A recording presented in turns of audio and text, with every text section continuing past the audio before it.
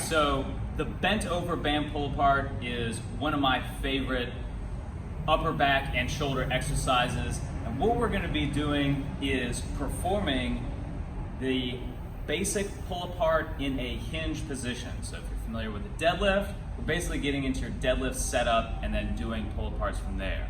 I'm gonna demonstrate first overhands, and we're gonna be pulling to three main spots on the torso: the belly button, the sternum, and the collarbone or base of the neck. So get some tension through the band. We're gonna hinge down, set up of your deadlift position somewhere so the band is just below the knee. Now we're gonna pull up to the belly button. Right back where we started. Pull up to the sternum.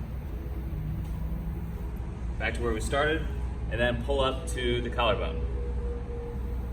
Okay, so those are our three depths.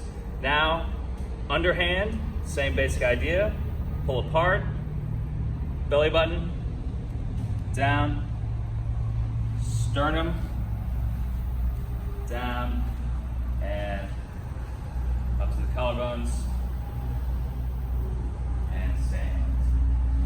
So, by being in that hip hinge position, we're really just working those back muscles in a slightly different way. A fantastic variation to do when you've done band pull aparts the standard way ad nauseum.